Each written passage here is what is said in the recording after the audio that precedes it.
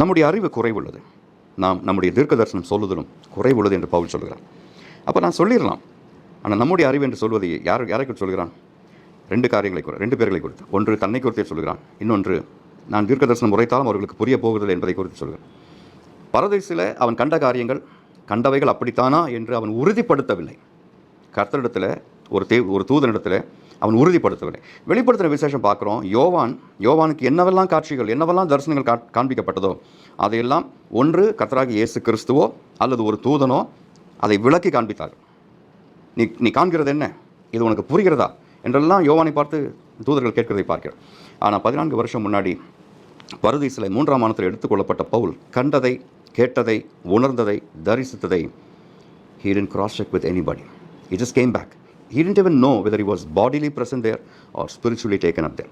அதை குறித்து அவனுக்கே ஒரு பெரிய ஒரு தெளிவு இல்லாததினாலே அந்த தெளிவில்லாத காரியங்களை மற்றவர்களோடு பகிர்வதில்லை என்று அவன் தீர்மானித்தான்.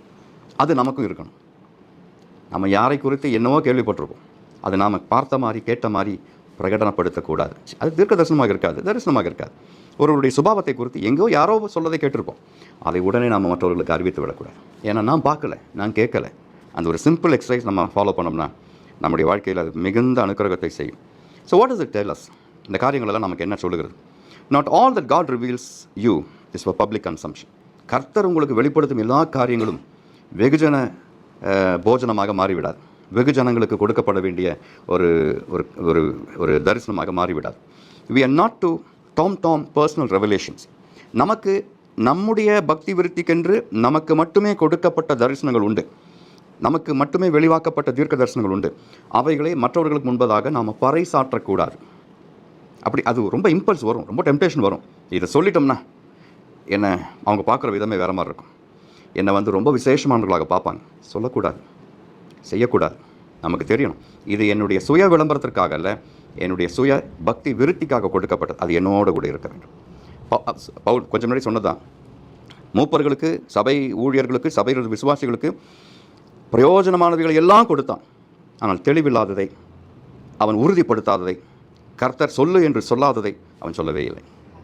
அந்த ஒரு உண்மை நம்முடைய ஊழியங்களிலும் நமக்கு இருக்க வேண்டும். Let personal experiences be private.